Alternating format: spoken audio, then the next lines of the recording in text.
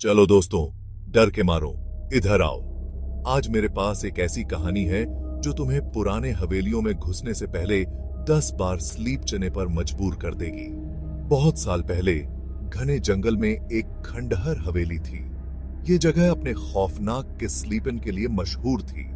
कहते हैं कभी यहाँ एक अमीर परिवार रहता था जो एक तूफानी रात अचानक गायब हो गया।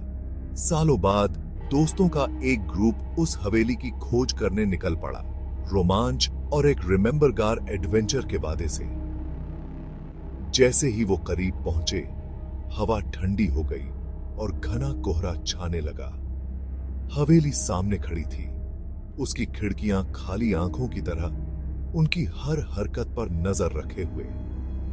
एक स्क्रीम के साथ भारी दरवाजे खुल गए। अंदर एक भव्य लेकिन मिट्टी से भरा हॉल था। अंदर की हवा धूल से भरी हुई थी और सन्नाटा गहरा था। जैसे ही वो आगे बढ़े, अजीब चीजें होने लगीं। अंधेरे में फुसफुसाहटें, टिमटिमाती रोशनियां और परछाइयां जो अपने आप चलती हुई लगती थीं। दोस्तों में से एक, रोहन, को अपने कंधे पर एक थपकी महसूस हुई। वो मुड़ा, लेकिन वहां कोई नहीं था। ग्रुप ने इसे मजाक में उड़ा दिया, अपनी घबराहट पर दोष मढ़ दिया, लेकिन माहौल और भारी हो गया। अचानक दीवार पर लगी एक तस्वीर ने उनका ध्यान खींचा। तस्वीर में बने शख्स की आंखें उन्हें घूरती हुई लग रही थीं, एक खौफनाक मुस्कान के साथ जिसने उनके रोंगटे खड़े कर दिए। फिर कहीं से एक खून जमा देने वाली चीख गलियारों में गूंज उठी। वो उस आवाज की तरफ दौड़े, लेकिन वहां सिर्फ एक खाली कमरा था जिसमें एक कुर्सी आगे पीछे हिल रही थी। दोस्तों ने वहां से निकलने का फैसला किया, लेकिन हवेली कुछ और ही स्लीप से रही थी। जिन दरवाजों से वो अंदर आए थे वो अब बंद थे और खिड़कियां पार करने लायक नहीं थीं। घबराहट छा गई, जैसे दीवारें सिमटने लगीं।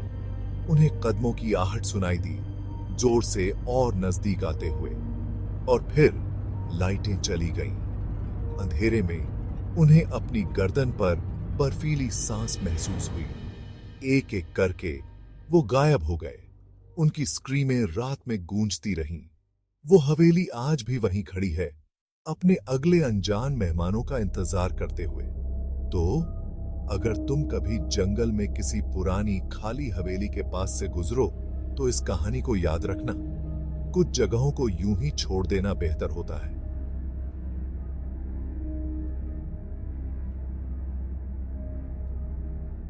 अब सो जाओ।